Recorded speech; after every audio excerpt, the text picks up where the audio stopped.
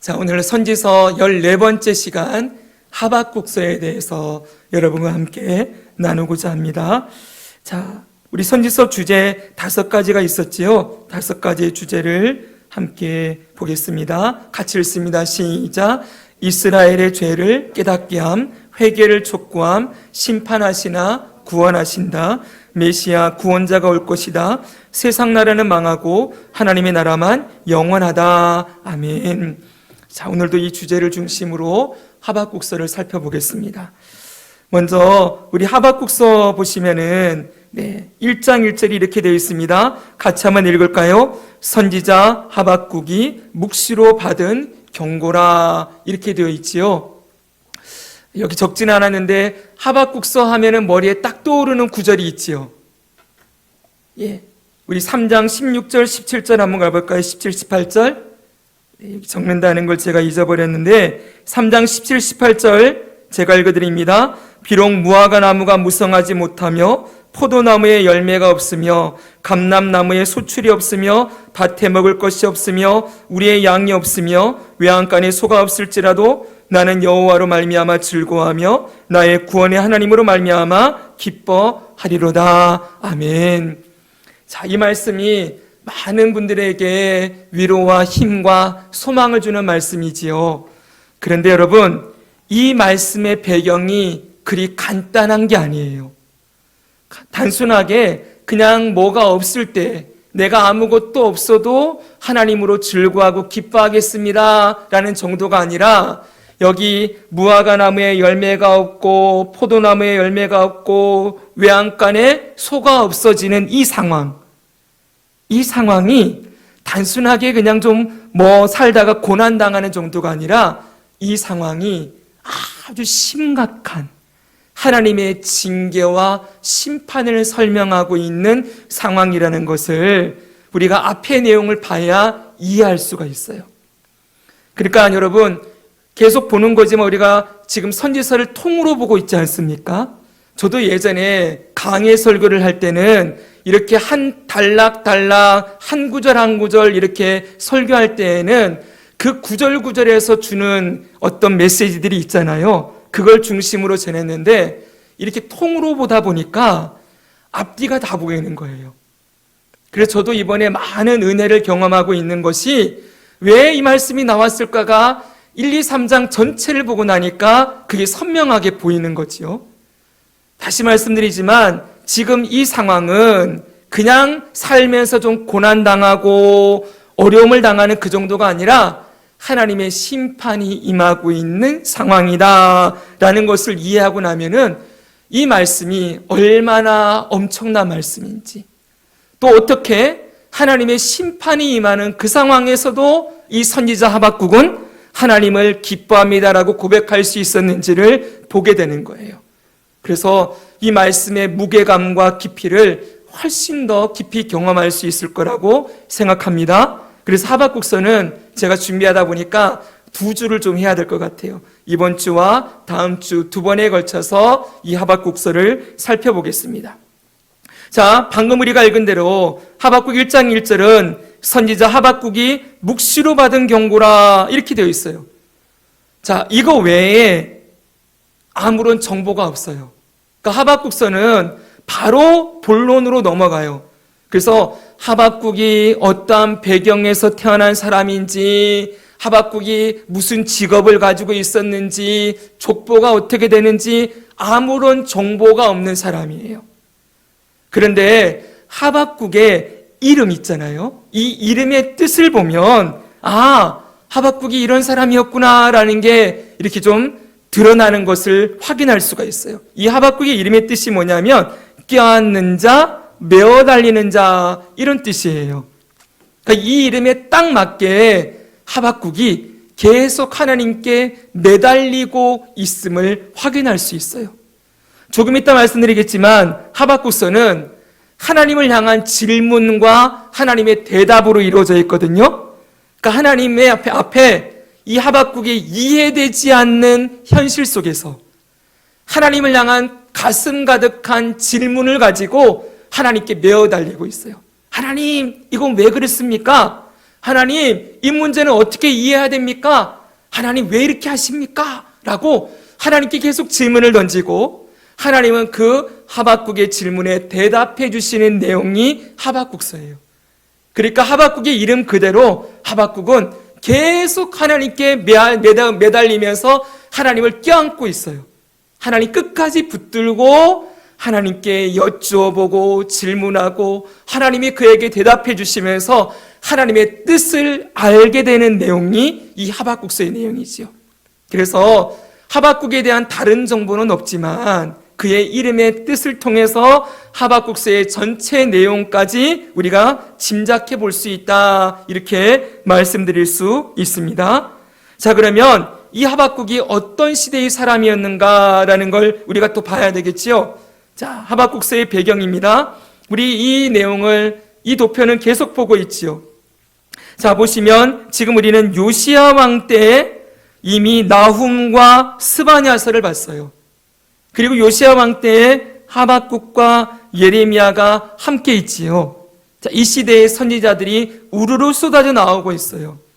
자, 나훔과 스바냐는요, 요시야 왕 초반에 활동했던 사람이라면 이 하박국과 예레미야는 요시야 왕 후반부터 활동했던 선지자라고 보시면 될 것입니다. 자, 그러면 이때 무슨 일이 있었을까라고 하면은 우리는 이 왕들의 계보를 봐야 돼요. 계보를. 계속 이 계보를 보는 게 너무 중요한 게 이게 바로 배경이 되기 때문에 그래요. 자, 우리 잘 아는 이름들 계속 우리가 봐왔으니까 좀 쉽게 갈 수 있습니다. 13대 왕, 남유다의 13대 왕 히스기야, 선한 왕이었지요. 근데 그 이후로 므낫세와 아몬은 가장 악한 왕이에요. 보셨죠, 여러분? 므낫세가 다시 바알과 아세라를 도입하고 하늘의 1월 성신을 섬기고 성전 앞마당에다가 태양 수레도 만들어 놓고 했던 거 우리 다 봤었잖아요. 아몬도 그 죄를 따라갔습니다. 그런데 16대 왕 요시야 때 어떤 일이 벌어집니까? 이때 종교교육 일으켰잖아요. 그래서 므낫세 시절부터 내려오던 바알과 아세라 신상 철거하고 신상을 때려 부수고 성전을 정화하고 하는 일 열심히 했어요. 자, 이 요시야 왕이 31년 동안 그 일을 했어요. 그런데 요시야 왕이 죽고 난 다음에 여호아하스, 여호야긴, 시드기야, 이 네 사람은 우리 같이 한번 읽어볼까요? 시작. 여호아하스, 여호야긴, 시드기야. 이 줄줄이 나오는 네 명의 왕은 모두 악한 왕이에요. 요시야 왕이 잠시 동안 개혁을 일으켰지만 다시 남유다가 므낫세의 죄악으로 돌아가요. 돌아가서 하나님을 멸시하고 율법을 멸시하고 우상을 섬기면서 멸망의 길로 가다가 이 여호야김 때, 여호야김이 11년, 여호야긴이 3개월, 그리고 시드기야가 11년이에요. 요 20년 남짓하는 기간 동안 어떤 일이 벌어집니까? 바로 바벨론이 침공에 들어오는 거지요. 이 여호야김 왕 때 바벨론의 1차 침공, 여호야긴 때 2차 침공, 시드기야 때 3차 침공이 이루어지면서 남유다가 완전히 망해버리는 거예요. 그러니까 요시야 이후로 남유다의 역사는 무슨 역사? 따라합시다. 망하는 역사. 예, 나라가 망해가는 거예요, 완전히. 이 남유다를 망하게 만들었던 바벨론은 지도를 보시면은 우리 그 전에 티그리스강, 유프라테스강에서 니느웨를 수도로 삼고 있는 아수르 제국 봤었지, 여러분? 이 아수르가 여기에 이스라엘 땅이 있습니다. 북이스라엘, 남유다가 있는데 요 북이스라엘을 아수르가 와서 무너뜨렸었어요. 그래서 완전히 멸망시켰죠. 그렇죠, 여러분? BC 722년에 망하게 했습니다. 그리고 시절은 약 100년이 흘렀습니다. 이제 아수르 시대가 갔어요. 아수르 시대가 가고 어느 시대가 등장하느냐? 바로 바벨론 시대가 등장하는 거예요. 바벨론도 여전히 티그리스 유프라테스 강을 중심으로 세워진 그런 나라인데 여러분 한번 따라해보세요. 갈대아 사람. 네, 바벨론은 갈대아 사람이라고 불러요. 왜냐하면 여기 갈대아 보이시죠? 예, 여기 티그리스 유프라테스 강이 흘러내려가서 페르시아만을 형성하는데 여기 갈대아 이 지방의 사람들이 중심이 되어서 바벨론 제국을 세웠던 거예요. 이 갈대아 그러면 제일 유명한 게 우르예요. 우르. 여기 우르 그러면 생각나는 사람 있죠? 아브라함의 고향. 아브라함이 우르 사람이었잖아요. 예, 아브라함이 여기서 어디까지 가는 거예요? 이 가나안 땅까지 가는 거예요. 여기 하란을 지나서. 바로 이 갈대아 사람이 바벨론 사람들인데 한마디로 지금 이 하박국 시대는 바벨론이 아수르를 먹어버렸어요. 여기까지. 그리고 이제는 어디를 먹고자 하면 이집트를 먹고자 하는 거예요. 여기 이집트. 이 바벨론과 이집트 두 나라가 충돌을 하게 되어지는데 어디서 충돌할까요? 충돌할 수 있는 지역이 어디냐면은 바로 여기인 거예요. 여기. 여기가 가나안 땅, 바로 이스라엘 땅이에요. 왜냐하면 이렇게는 통과가 안 돼요.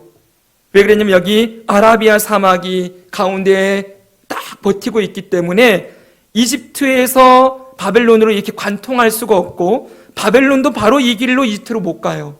반드시 이렇게 돌아가야 돼요. 반드시 위로. 가다 보면은 만나는 데가 여기예요. 여기서 이집트 올라오고 바벨론 내려가고 해서 여기에 반드시 부딪히는데 그래서 이 지역을 고래싸움에 새우등 터지는 지역 이렇게 보시면 되는 거예요. 자, 바벨론이 사실은 여러분 남유다를 먹으려고 하는 게 아니에요. 사실은 누굴 먹고 싶어 해요? 이집트를 먹고 싶어 해요. 그런데 이렇게 내려오다 보니까 이 남유다가 북이스라엘은 이미 망했고 남유다만 남아있는데 여기를 계속 침공하게 되는 거지요. 자, 그런 역사가 여호야kim, 시드기야 때에 이 세 명의 왕 때에 일어난다라고 보시면 되는 거예요.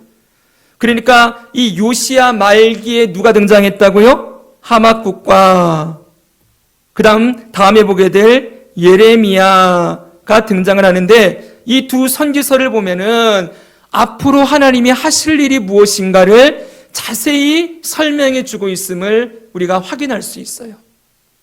자, 그래서 지금 너무너무 중요합니다. 이 시점이. 아직까지 하나님의 심판이 임하지 않았어요. 바벨론이 침공하기 전이에요. 근데 막 풍전등화처럼 이제 바벨론이 곧 침공에 들어오는 그 직전에 하나님이 누굴 보내신다고요? 하박국을 보내고 예레미야를 보내신다고요.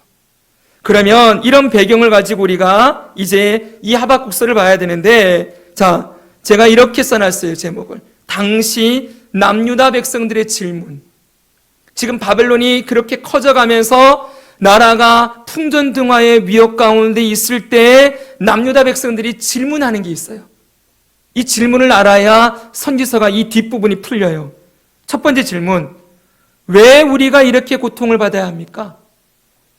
한마디로 바벨론이 이제 곧 침공에 들어올 거 아니에요, 그렇죠? 지금 바벨론이 막 준비하고 있다, 곧 싸우러 올 것이다, 막 이런 내용들이 들려오고 있는데 지금 그 바벨론의 위협 앞에서 남유다는 왜 우리가 저 바벨론에게 위협받고 고통받아야 됩니까? 그럼 질문이 뭐예요? 하나님 어디 계십니까?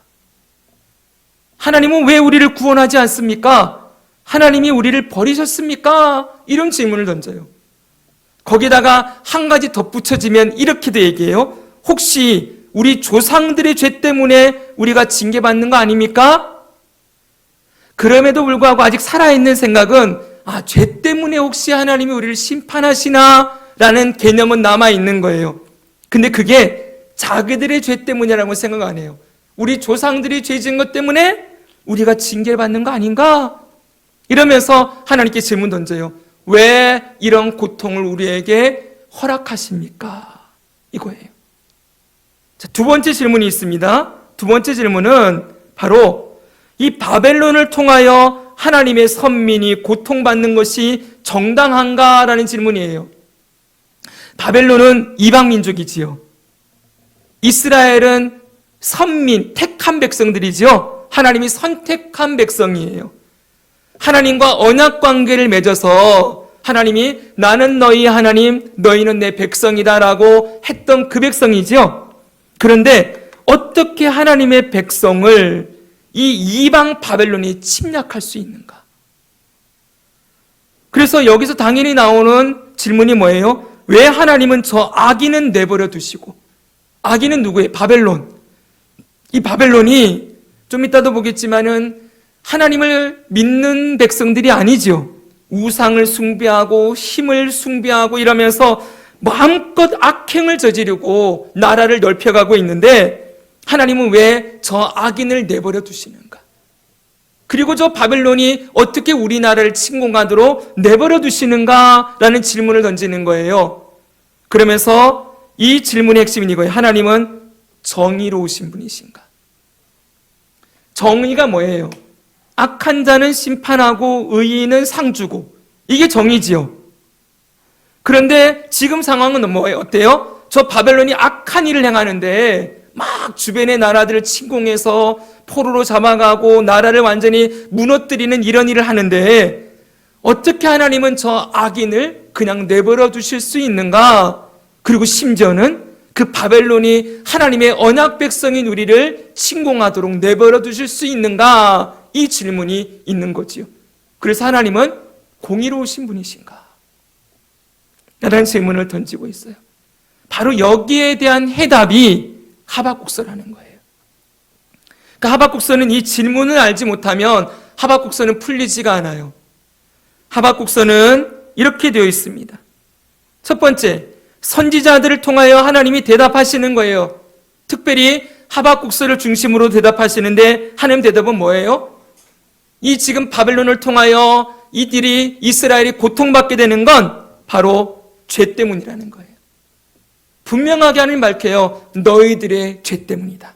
죄에 대한 하나님의 징계로 지금 바벨론이 너희들을 침공하게 되는 것이다 라고 분명하게 밝혀주는 거예요. 그러니까 하나님이 이스라엘을 버리신 것도 아니고 조상들의 죄 때문은 더더욱 아닌 거예요. 우리 그 선지서 첫 시간에 에스겔서 봤었잖아요. 거기 보면은 부모가 이 신과일을 먹었다고 아들의 이빨이 쉬겠느냐, 그런 말씀 나와요. 이게 뭐냐면 부모가 죄를 저질렀다고 아들이 그 죄의 대가를 받을 수 있겠느냐. 여러분, 부모가 지은 죄를 자식이 담당하는 건 정의입니까? 부정입니까? 부정의입니까? 정의가 아니죠, 그렇죠? 왜요? 죄를 지은 당사자는 부모인데 부모가 죄졌다고 아들이 그 벌을 대신 받으면 그건 정의로운 게 아니죠. 옛날에 우리나라가 연자제라는 게 있었어요. 알고 계시죠? 부모가 저 북쪽에 부역하거나 그러면은 그 자식도 똑같이 빨간 줄 그어놓고 관리를 했다고요? 근데 그거 부정이잖아요. 정당하지 않지요. 하나님은 그런 분이 아니세요. 지금 하나님께서 이스라엘이 끊임없이 외쳐요. 왜 저 바벨론을 통해 우리가 고난받아야 됩니까? 하나님 우리를 버리신 거 아니에요? 그랬더니 하나님 대답이 뭐라는 거예요? 너희들의 죄에 대한 징계다 라고 대답해 주시는 거라고요. 자, 두 번째, 그래서 여러분 이사야서 보면 이런 말씀이 있어요. 분명히 하나님이 이사야서에 거기에 대한 대답을 이렇게 해놨어요. 자, 같이 한번 읽어볼까요? 시작.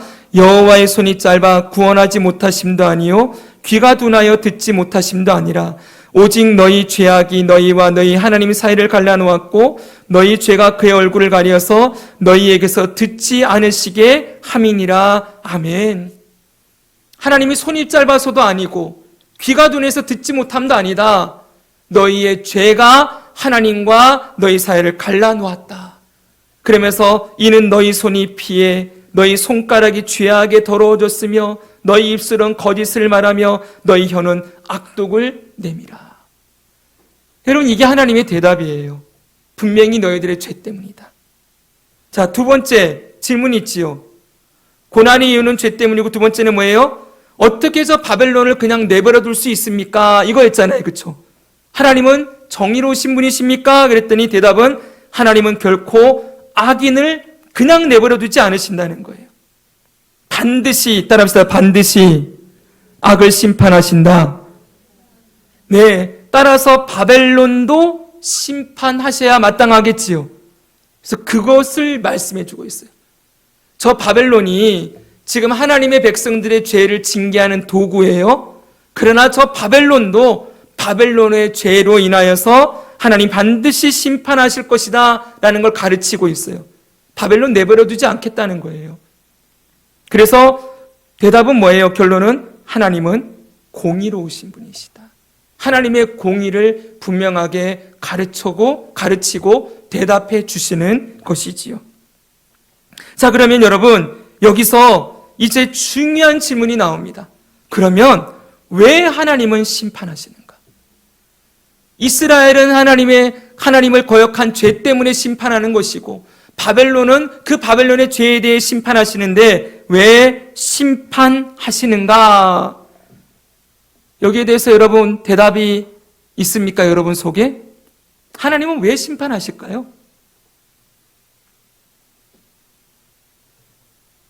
네? 의로우시니까. 맞습니다. 그게 1번 대답이죠. 하나님의 공의를 행하기 위하여서.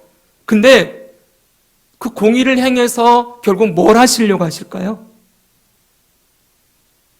그 다음이 나와야 돼요. 심판하시는 이유는 죄 때문에, 죄는 벌받아야 되니까 공의를 행하는 것 위하여서 심판하신다. 맞습니다. 그런데 그렇게 공의로 심판하신 이유가 뭐냐고요? 결국 궁극적으로 뭘 하시려고? 여기서 선지서의 가장 중요한 핵심인 심판하시나 구원하신다가 나오시는 거예요. 할렐루야. 따라합시다. 심판하시나 구원하신다. 네. 하나님의 심판은 그냥 공의를 행하는 것으로 끝나지 않아요. 그 공의를 행하셔야 그 다음 뭐가 나오는 거예요? 구원이 나온다는 거예요. 죄에 대한 정당한 대가를 치러야 그 다음 새 사람이 될 수 있겠지요. 간단하게 생각해 보세요. 여러분, 죄를 지은 사람을 그냥 죄 지은 그대로 처벌을 안 하고 내버려 두면은 그 사람이 갱생하고 변화될 기회가 있겠습니까? 우리 영민 형제님이 경찰관인데 죄 지은 사람 처벌 안 하고 그냥 풀어주면 이 사람 새 사람이 있을까요? 자기가 자기 죄를 뉘우치고 깨닫고 스스로 돌이켜. 어렵겠죠, 그렇죠? 죄에 대한 정당한 처벌이 없으면 뭐가 될까요? 죄가 죄인지 모르겠지요. 그럼 그 죄를 마음껏 행하고 사는 거예요. 그러다가 죄 가운데 망하는 거지요. 하나님은 죄를 죄라고 가르치시고 그 죄가 하나님 앞에 죽어야만 하는 엄청난 결과를 낳게 되는 악한 것이라는 걸 하나님의 심판을 통해서 가르쳐야 되는 거예요.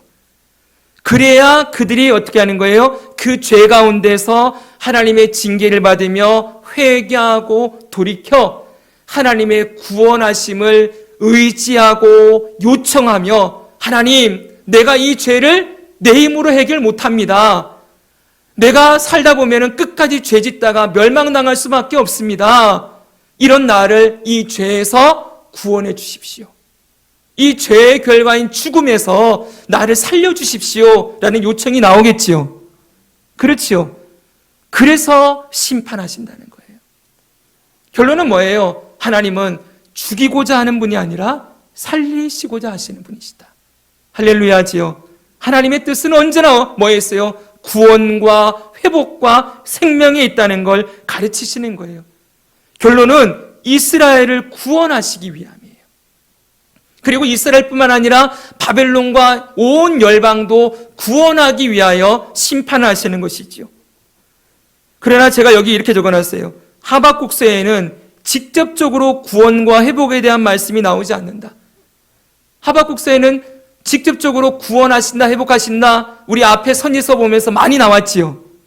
근데 하박국서에는 직접적으로 이 내용이 안 나와요. 그런데 아주 독특하고 중요한 단어로 부흥이라는 단어가 나와요. 따라합시다. 부흥. 네, 바로 이 부흥이 하나님의 백성을 회복하는 방법으로 등장하고 있어요. 그래서 하박국서의 가장 중요한 핵심 주제는, 결론은 부흥이에요. 부흥.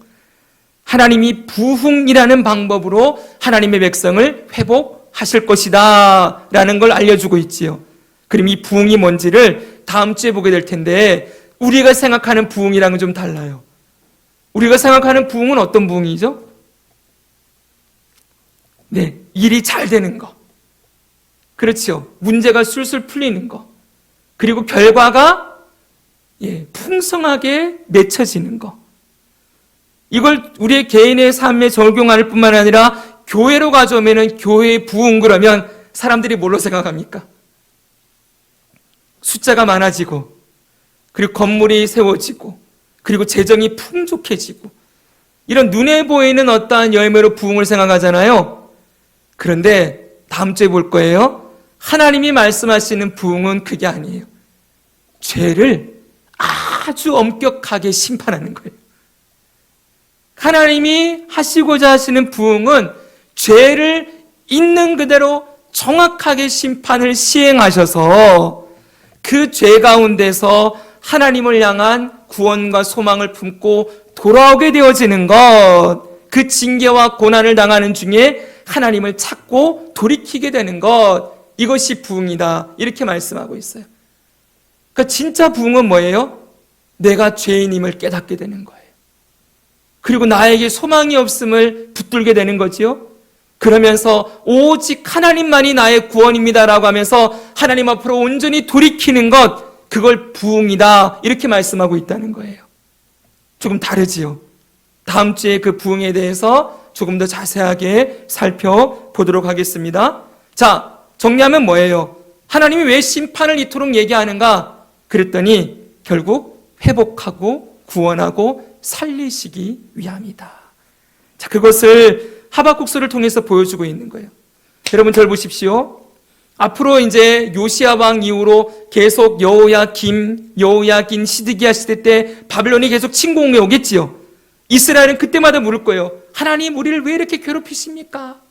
저 바벨론이 우리보다 더 악한데 왜 우리를 그 바벨론을 통해서 징계하십니까? 저 바벨론은 악인들인데 저들의 악은 그냥 내버려 두실 겁니까? 이런 질문이 가득할 거예요. 그때 이 하박국서가 대답이 된다는 거예요. 이게 지금 너희들의 죄 때문이고 저 바벨론도 반드시 심판하실 텐데 왜 그러시냐? 하나님은 부흥을 일으키기 위하여 이 일을 하는 것이다 라는 대답을 미리 주심으로써 가르쳐 주시는 거예요. 앞으로. 여러분, 이게 저 옛적의 선지자에게 주신 말씀일 뿐만 아니라 오늘 우리에게도 주신 말씀임을 우리는 기억해야 됩니다. 이제 이 말씀이 나중에는 어디까지 가냐면 예수 그리스도에게까지 가는 거예요. 어떻게 연결이 되느냐? 다음 주에 더 깊이 말씀드리겠지만 내가 죄인이고 죄를 결코 해결할 수 없다는 걸 깨닫게 되면은 누구를 요청하게 돼 있어요? 예수 그리스도를 요청하게 돼 있겠죠. 그렇죠? 근데 하나님은 공의를 행하셔야 되잖아요. 죄인은 심판해야 되잖아요. 그래서 예수님이 십자가에 왜 죽어야 되는지가 여기서 나오는 거예요. 왜 죽어야 되냐? 누군가는 죄값을 치러야 되니까. 하나님은 공의로우신 분이시니까. 그래서 결론으로 말하면 사랑하는 여러분, 우리가 얻은 구원은 공짜로 얻은 게 아니에요. 우리가 얻은 구원은 예수님이 죽어서 우리에게 선물로 주신, 그분의 생명을 주신 구원이다. 이 구원이 얼마나 값지고 얼마나 보배롭고 은혜로운지를 이 죄를 깨달으면 깨달을수록, 이 죄가 얼마나 무서운 결과를 초래하는지를 알면 알수록 우리가 받은 구원이 얼마나 영광스럽고 보배로운지를 알게 되는 거지요. 그러니까 하박국서를 통하여 하나님은 계속 뭘 얘기하고 싶어요? 야, 너희들이 이토록 죄인인데 그런 너희를 위하여 내가 어떻게 너희를 구원하시는지 봐라. 내 아들 예수를 통하여 그 죄값을 치르고 너희는 값없이 구원을 받을 것이다. 나의 계획은 구원에 있다라는 걸 가르치고자 이 말씀들을 계속 주시는 거예요. 그러니까 여러분, 절대로 심판에서 끝나지 마세요. 아시겠죠? 선지서를 보면서 심판, 그러니까 막 두려워 벌벌 떠는데 그 선지서 무섭다 그래요, 사람들이요. 근데 거기에 하나님의 마음을, 담겨진 마음을 알면은 이게 얼마나 큰 은혜인지를 보게 되는 거예요. 나중에 선지서 눈물 줄줄 흘리면서 볼 거예요. 내가 이런 죄인이었군요. 이런 죄인을 주님이 구원하시고자 하시는 그 아버지의 마음이 보이니까 선지서는 은혜의 책이에요. 은혜의 책. 할렐루야. 아멘. 자, 그렇게 보시기 바랍니다. 그러면 이 하박국서의 구조 및 내용, 자, 들어가 봅시다. 본격적으로. 하박국서의 구조는 아까 서두에 말씀드린 대로 하나님과의 대화예요. 자, 1장과 2장, 이 두 장은 두 개의 질문, 그리고 두 개의 대답으로 되어 있어요. 질문하는 자는 하박국 선지자고 대답하는 분은 하나님이세요. 자, 그럼 무슨 질문하느냐? 아까 이스라엘의 질문이 있었지요. 이것과 비슷해요, 구조가. 첫 번째 질문, 하박국의 질문입니다. 하나님은 왜 유다의 불의를 그냥 두시는가? 지금 유다가 죄짓고 범죄하고 있는데 하나님은 왜 유다의 죄를 그냥 내버려 두십니까? 이거예요. 하나님 대답이 뭐예요? 하나님이 일하고 계신다. 내가 지금 일하고 있어. 놀고 있는 거 아니야? 라고 말씀하세요. 두 번째 질문이 나와요. 하나님의 대답은 뭐냐면 바벨론을 통해서 남유다의 죄를 징계하시겠다는 거예요. 그랬더니 똑같은 질문이 나옵니다. 앞에서 봤던 이스라엘의 질문과 똑같아요. 하나님, 그 일이 정당합니까? 어떻게 더 악한 바벨론을 하나님의 선민인 이스라엘을 징계하는 도구로 쓰실 수 있습니까? 이게 정의로웁니까? 그랬더니 하나님 대답이 뭐예요? 바벨론의 악도 반드시 심판하실 것이다. 이 대답이에요. 자, 이게 어떻게, 그러면 결론은 뭡니까? 3장의 제목이 뭐냐면 하박국의 기도라고 되어 있어요. 여러분 성경 보십시오. 하박국 3장의 기도 제목이 뭐라고 되어 있어요? 하박국의 기도라고 되어 있죠. 하나님께 질문을 2번 던지고 2번 대답을 받았어요. 결론이 뭐가 나와요? 기도하는 게 나온다는 거예요. 근데 그 기도가 하나님의 뜻이 부흥되기 원합니다. 이 기도가 결론이라는 거예요. 하나님께 질문하고 대답했더니 하박국이 깨달았어요. 하나님 뜻을. 그래서 하나님의 뜻이 부흥되기 원합니다. 라는 기도가 이 하박국서의 결론이라는 거예요. 우리 주기도문 할 때 뜻이 하늘에서 이루어진 것 같이 땅에서도 이루어지이다 고백하지요. 그게 하박국서의 결론이라고요. 하나님의 뜻대로 이루어 주십시오. 자, 이 결론에 대해서는 다음 주에도 볼 겁니다. 그러면 조금만 더 보지요. 첫 번째 질문. 하나님은 유다의 불의를 왜 그냥 두시는가? 이게 선지자의 질문이었다고 했지요. 이게 1장 2절에서 4절 보면 이렇게 나옵니다. 자, 한번 앞에 보십시오. 여호와여, 내가 부르짖어도 주께서 듣지 아니하시니 어느 때까지리까? 그랬어요. 지금 한글 성경은 여호와여가 먼저 등장하지만 히브리 원문에 보면은 어느 때까지입니까? 이거부터 나와요. 어느 때까지입니까? 하나님. 그러면서 내가 부르짖어도 왜 듣지 않으십니까? 선지자가 막 부르짖는데요. 근데 왜 부르짖냐 봤더니 내가 강포로 말미암아 외쳐도 주께서 구원하지 않습니다. 어찌하여 내게 죄악을 보게 하시며 패역을 눈으로 보게 하시나이까?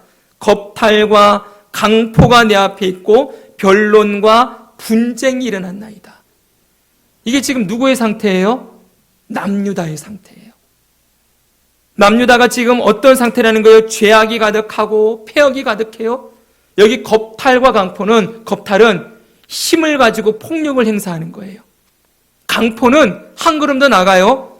힘을 가지고 폭력을 행사할 뿐만 아니라 살인도 저질러요. 이게 강포예요.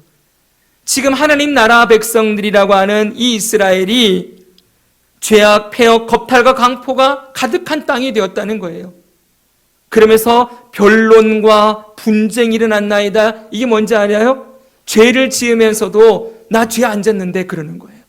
내가 뭘 잘못했는데? 그러면서 서로 네가 잘못했네, 내가 잘못했네 하면서 서로 변론하고 분쟁하는 일이 가득한, 죄를 죄로 알지 못하고 부끄러워하지 않는 이 남유다의 상태를 보면서 이 하박국 선지자가 하나님 어느 때까지 이걸 그대로 두시렵니까?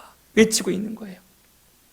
근데 왜 이렇게 되었나 봤더니 그 다음 보세요. 이러므로 율법이 해이하고 정의가 전혀 시행되지 못하오니 악인 의인을 에워쌌고 정의가 굳게 행하였다. 이 모든 일의 원인이 뭐였는가 봤더니 율법이 해이해졌다는 거예요.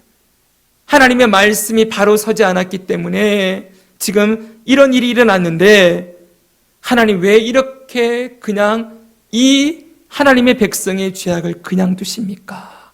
이게 하박국의 질문이었어요. 자, 여기에 대한 하나님의 대답은 무엇입니까? 첫 번째 대답이에요. 아까 하나님이 일하고 계신다 이거였죠? 한번 해봅시다. 하나님이 일하고 계신다. 네, 하박국의 질문에 바로 대답해 주세요. 1장 5절입니다. 같이 한번 읽겠습니다. 여호와께서 시작. 여호와께서 이르시되 너희는 여러 나라를 보고 또 보고 놀랄지어다. 너희의 생전에 내가 한 가지 일을 행할 것이라 누가 너희에게 말할지라도 너희가 믿지 아니하리라. 아멘. 하나님이 이르시되 대답하세요. 여러분 성경 있으시면은 첫 번째 1 대답 이렇게 해두세요. 그 2절부터는 1 질문, 첫 번째 질문이고요. 1 대답이에요. 5절이. 하나님의 대답 뭐예요? 너희는 여러 나라를 보고 또 보고 놀라고 또 놀랄지어다. 내가 앞으로 놀라운 일을 여러 나라 가운데 행할 거야. 그러면서 너희의 생전에 내가 한 가지 일을 행할 것이라. 이 남유다를 향하여 하나님이 뭔가 하시겠다는 거예요. 근데 누가 너에게 말할지라도 너희가 믿지 아니하리라. 너희가 못 믿을 만큼 엄청난 일이 일어날 거다. 하나님은 일하고 계시지요? 그렇죠, 여러분? 여기서 우리가 알게 되는 건 짧게 말씀드립니다. 첫째는 뭐예요? 하나님은 대답하신다. 할렐루야. 하나님은 반드시 우리의 질문에 답하시는 분이시지요? 두 번째는 무엇입니까? 하나님은 하나님의 절대로 쉬지 않으신다는 거예요. 하나님의 뜻을 이루기 위하여 끝없이 일하시는 분이시다. 성경에 보면 하나님의 열심이라는 그런 단어가 나오거든요. 하나님이 지금도 열심히 일하고 계세요. 분명합니다. 하나님은 일하고 계시는 분이십니다.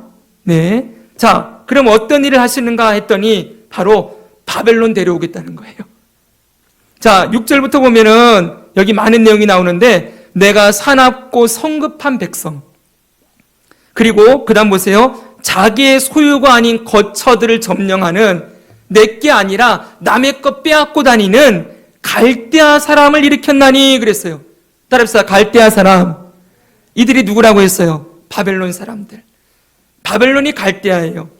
자, 그들을 일으켰다. 그러면서 그들은 두렵고 무서우며 당당함과 위험이 나오며 군마는 표범처럼 빠르고 저녁 이리보다 사나우며 멀리서부터 빨리 달려오는 마병이다. 마치 먹이를 움키려 하는 독수리의 날은 같을 것이다.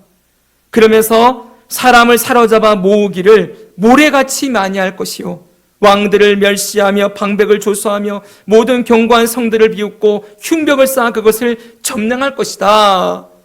자, 지금 하나님은 바벨론을 도구로 쓰시겠다는 거예요. 누구를 징계하는 도구로? 남유다의 강포와 겁탈, 하나님의 말씀을 무시함, 그리고 변론과 분쟁, 이들의 죄를 징계하기 위하여 갈대아를 내가 준비시키고 있다 말씀하고 있는 거예요. 자, 그러면 두 번째 이제 질문이 나옵니다. 자, 이 하박국이 그 얘기를 들었어요. 근데 두 번째 바로 나오는 질문이 여기 한번 읽어볼까요? 어떻게 시작? 어떻게 바벨론으로 유다를 심판하시는가? 자, 여기 이렇게 얘기합니다. 1장 13절입니다. 여기가 두 번째 질문이에요. 이 질문 이렇게 적어주세요. 1장 13절. 자, 여기 보면 주께서는 하나님은 눈이 정결하심으로 악을 참아보지 못하시며 폐역을 참아보지 못하시거늘 어찌하여부터 같이 읽습니다. 시작. 어찌하여 거짓된 자들을 방관하시며 악인이 자기보다 의로운 사람을 삼키는데도 잠잠하시나이까. 자, 이제 뉘앙스가 느껴지지요. 저 악인 생각해 보세요. 아무리 악해도 남유다가 바벨론보다 악하겠습니까? 남유다는 그래도 하나님 섬긴다고 하지요, 그렇죠? 예배도 드리지요. 어찌됐건 간에 저 이방인보다는 이 남유다가 조금 더 괜찮아요. 이방인은 아예 하나님도 모르고 우상을 섬기고 있고 막 힘을 가지고 강포를 휘둘러요. 그런데 어떻게 저 악인을 데려다가 그래도 그나마 조금 더 의로운 남유다를 심판하십니까? 이게 정당합니까? 라는 질문이에요. 자, 거기에 대해서 그러면서 1장 15절부터 17절 보십시오. 그 이후로 그 나라가 어떤 나라인지를 이렇게 설명하는 거예요. 그러니까 두 번째 질문, 바벨론이 어떤 나라인지를 하박국이 얘기하는 거예요. 그러니까 이런 내용들을 알아야 성경이 보입니다. 그가 낚시로 모두를 낚으며, 그는 누구예요? 바벨론이 낚시로 낚는다는 거예요. 그물로 잡으며 투망으로 모으고, 이게 전부 다 다른 나라를 침공해서 이 침략하는 모습을 보여주고 있죠. 그리고는 기뻐하고 즐거워하며, 그 다음 기가 막힌 얘기가 나와요. 그물에 제사하며 투망 앞에 분향하오니. 분명히 여러분 절 보십시오. 바벨론을 들어서 징계의 도구로 쓰시는 분은 하나님이시지요. 근데 이들은 하나님 앞에 경배하는 게 아니라 그물 앞에, 투망 앞에 경배한다는 거예요. 그러니까 얼마나 어리석은 족속인지가 나오지요. 왜 그러냐 봤더니 이는 그것을 힘입어 소득이 풍부하고 먹을 것이 풍성하게 됨이니이다. 그가 그물을 떨고는 계속하여 여러 나라를 무자비하게 멸망시키는 것이 옳으니까. 지금 하박국이 계속 말하고 있는 겁니다. 그러고 난 다음에 여러분 보세요. 이 질문을 던지고 드디어 하박국이 2장을 딱 들어가요. 들어가니까 이렇게 고백을 해요. 같이 한번 읽습니다. 시작. 내가 내 파수하는 곳에 서며 성내에 서리라. 그가 내게 무엇이라 말씀하실는지 기다리고 바라보며 나의 질문에 대하여 어떻게 대답하실는지 보리라. 두 번째 질문을 던지고 난 다음에 이 하박국이 뭘 해요? 성내에 서서 파수꾼이 파발을 기다리듯이 하나님의 대답을 기다리겠습니다. 그러는 거예요. 자, 여기서 우리가 상당히 중요한 걸 볼 수 있어요. 하박국 선지자의 태도예요, 태도. 자, 지금까지 우리가 보면은 그냥 보십시오. 하박국이 막 하나님을 일하심을 보면서 신뢰하지 못하면서 하나님 왜 이렇게 하십니까? 하나님 이건 왜 이래요? 그러면서 막 따지는 것처럼 보이죠. 얼핏 보면 그렇게 보여요. 근데 하박국은 그렇게 하지 않았어요. 자, 여기 말씀을 제가 보여드립니다. 아까 13절 읽었어요. 13절에 주께서는 눈이 정결하심을 하면서 악인이 자기보다 의로운 사람을 삼키는데도 잠잠하십니까? 이렇게 외쳤는데 그 앞에 12절에 뭐라고 말하고 있는지를 봐야 돼요. 이 질문을 던지기 전에 하박국은 뭐라고 해요? 선지자가 이르되 여호와 나의 하나님. 하나님을 누구라고 불러요? 여호와라고 불러요. 여호와는 언약 관계 속에서 신실하게 약속을 지키는 하나님을 지칭할 때 여호와라는 명칭을 쓴다 그랬어요. 하나님을 여호와라고 불러요. 그리고 그분이 나의 하나님이래요. 그 다음에 나의 거룩하신 이시여. 하나님이 거룩하시대요. 그러면서 주께서는 만세 전부터 계시지 아니하시나이까 하나님은 영원부터 하나님이십니다. 우리가 사망에 이르지 아니하리로다. 무슨 말이에요? 하나님은 우리를 살리시는 분이시지요. 그러면서 여호와여 주께서 심판하시기 위하여 그들을 두셨나이다. 하나님이 심판의 도구로 바벨론 쓰시는 것 제가 인정합니다. 반석이시여 주께서 경계하기 위하여 그들을 세우셨나이다. 우리를 깨우치는 도구로서 바벨론 세우신 것 제가 알겠습니다. 여러분 질문을 던지기 전에 하박국은 뭐부터 고백해요? 하나님이 어떤 분이신지부터 고백하면서 질문을 시작하는 거예요. 여러분 여기에 뭐가 보입니까? 하박국이 그냥 무턱대고 하나님께 따지는 게 아니라는 거 알겠지요? 하나님이 왜 그러시는지도 알겠어요. 이스라엘을 경계하고 이스라엘을 깨닫게 하기 위하여 바벨론을 두신다는 거 제가 알겠어요. 하나님은 우리를 살리시는 분이시지요. 거룩하시고 영원하시고 나의 하나님이시며 약속을 지키시는 분인 거 제가 알겠습니다. 그런데 그래도 제가 이해가 안 돼요. 어찌됐든 간에 저 바벨론은 남유다보다 더 악하잖아요. 근데 어떻게 저들을 들어서 하나님 백성인 우리를 징계하십니까? 난 그건 이해가 잘 안 됩니다. 여기 뭐가 보여요? 하나님을 향한 경외가 보여요. 하나님이 어떠한 분이신지를 알지만 이해가 안 되는 건 안 됩니다라고 질문하고 있는 것이지요. 그러면서 2장 1절도 이런 뉘앙스에서 보면은 내가 하나님이 뭐라고 대답하실는지 거기 뭐라고 되어 있어요? 따라합시다. 기다리고 바라보며 보리라. 하나님의 대답을 기다리겠다는 거예요. 무조건 대답해 주세요. 이게 아니에요. 하나님이 뭐라고 대답하실지 제가 기다리겠습니다. 여기 기다린다는 말은 인내라는 의미가 들어있어요. 하나님의 뜻이 무엇인지 내가 알 때까지 인내하겠습니다. 여러분, 우리의 삶의 상황에서도 그럴 때 있지요. 내 삶에 분명히 어떤 일이 벌어지고 있는데 이게 해석이 안 돼요. 그리고 왜 이렇게 어려운 일이 다가오는지 모르겠어요. 그리고 저 아기는 오히려 나는 그래도 믿음으로 어떻게 살고 다 애쓰고 있는데 이 세상 사람들 보면 하나님 없이도 잘 살아요. 오히려 더 승승장구하는 것 같아요. 그리고 오히려 그들이 하나님의 백성인 우리를 괴롭히고 억울하게 만들고 손해보게 만들고 힘들게 할 때들이 보여요. 더군다나 믿는다고 하는 사람들도 그럴 수가 있겠지요. 그러니까 내 입장에서 보면은 왜 이렇게 하나님이 일하시는지 분명한 건, 우리가 분명하게 믿는 건 뭐예요? 잘 들어보세요. 하나도 하나님이 허락하지 않은 일이 우리 삶에 일어날 수 있습니까? 없습니까? 없지요. 지난 주일날 참새 한 마리가 떨어지는 것도 하나님이 허락하셔야 그 일이 일어난다고 말씀하셨지요? 그럼 우리 삶에 일어나는 모든 일은 하나님이 허락하시고 계시는 거예요. 믿습니까? 그런데 그 하나님이 허락해서 일어난 일이 도저히 내가 이해할 수 없는 일들이 일어나는 거예요. 그럴 때 우리가 하나님을 향해서 어떤 태도를 가져야 되는가? 이게 오늘 말씀의 결론이기도 해요. 어떤 태도를 가져야 될까요? 원망과 불평을 쏟아내면서 막 좌절하고 실망하면서 이리저리 흔들리면서 왜 이러십니까? 왜? 라고 외치면서 하나님 앞에 따뜻이 나가는 것이 아니라 그때 우리의 태도는 어때야 된다는 거예요? 하나님이 어떤 분이신지를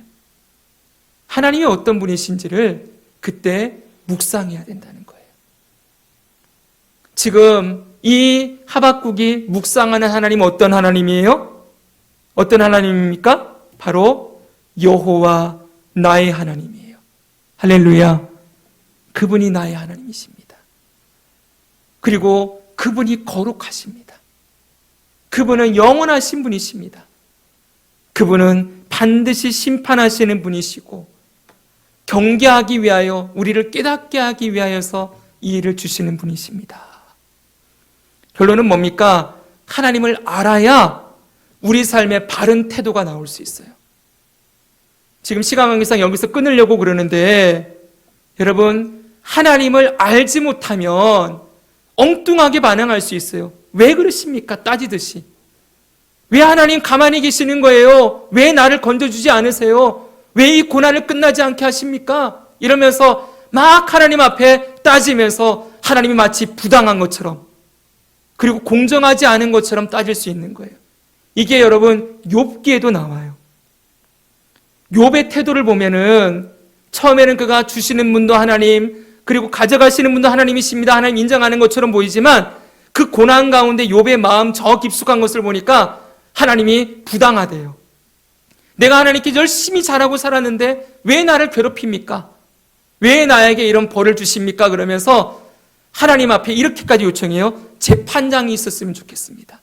그 재판정에 하나님과 자기가 들어가서 서로 따져보고 싶다는 거예요. 내가 의로운지 하나님이 의로운지.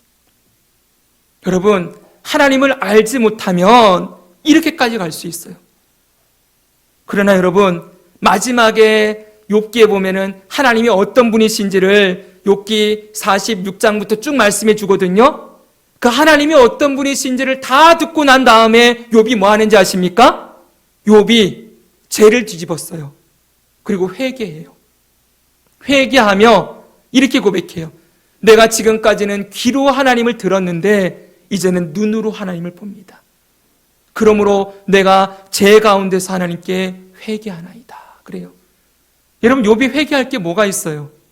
그렇게 의롭게 살았는데요. 그런데 욥이 자신의 의로움을 정당화시키다 보니까 하나님이 부당하다, 자기가 이해되지 않고 해석되지 않은 상황 안에서 마음대로 하나님을 재단하고 마음대로 하나님을 자기의 기준에 맞춰서 생각하다가 하나님을 향하여 불의를 행하는 거예요. 거기서 나오는 열매는 뭡니까? 불평, 원망, 실망, 좌절, 염려, 근심, 이런 것밖에 안 나오지요. 그러나 하나님을 제대로 알면, 하나님이 어떤 분이신지를 제대로 알면 하나님이 무엇을 하셔도 하나님은 의로우십니다. 무엇을 하셔도 내 삶에 어떤 상황이 닥쳐와도 하나님은 선하십니다. 할렐루야. 하나님은 인자하십니다. 하나님은 공정하십니다. 하나님은 사랑의 하나님이십니다. 이 고백이 터져나오게 되는 것이지요. 지금 하나님이 하나님 백성들에게 원하시는 게 뭘까요? 왜 이 하박국서를 쓰게 하셨을까요? 하박국서를 통하여 왜 하박국의 질문에 대답하고 있을까요? 바로 이걸 보고 싶어 하는 거예요. 하나님이 어떤 분이신지를 바로 알아야 이 이스라엘이 하나님 앞으로 돌아올 수 있기 때문에. 하나님 앞에 실망해서 떠난 그리스도인들이 정말 많습니다. 열심히 하나님 믿었는데 하나님이 나한테 부당하게 했다는 거예요. 난 그래서 그런 하나님 안 믿어. 세상에 나가 보십시오. 하나님을 향해 실망했습니다. 하나님 살아계시면 어떻게 나한테 이런 일을 할 수 있습니까? 그러면서 원망에 휩싸여 평생 하나님 버리고 살아가는 사람들이 너무 많아요. 왜 그런가? 하나님이 어떤 분이신지를 제대로 배우지 못했기 때문에 그래요. 거기에는 누구의 책임도 있어요? 설교자의 책임도 있어요. 하나님이 열심히 하면 하나님 복 주신다. 하나님과 우리의 관계를 기브 앤 테이크로 가르쳐 놓으니까 내가 열심히 했는데 정당하게 복이 안 오니까 하나님이 부당하신 분이 되는 거죠. 내가 죄도 별로 안 짓고 열심히 하나님 섬기고 예배 잘 드리고 믿음으로 살았는데 어려운 일이 탁 닥치면 사업이 망하거나 자식들이 어려운 일 당하거나 내 몸에 큰 병이 들면 하나님 왜 이러십니까? 이렇게 나가는 거지요. 그게 뭐예요? 하나님을 그렇게만 알았기 때문에 그래요. 내가 잘하면 복 주고 못하면 벌 주고. 그러나 여러분, 하나님은 그것을 뛰어넘는 분이십니다.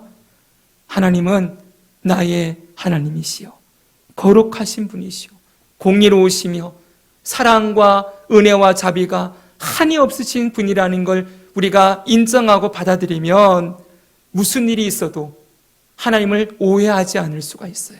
그러니까 하나님을 알아야 하나님을 바르게 믿을 수가 있어요. 이게 오늘 말씀의 결론이에요. 따라합시다. 하나님을 바르게 알아야 바른 믿음이 나온다. 할렐루야. 우리 하나님을 힘써 알아가고 하나님의 선하심을 온전히 믿는 믿음으로 우리 모두 나아가기를 주 예수님의 이름으로 축복합니다. 아멘.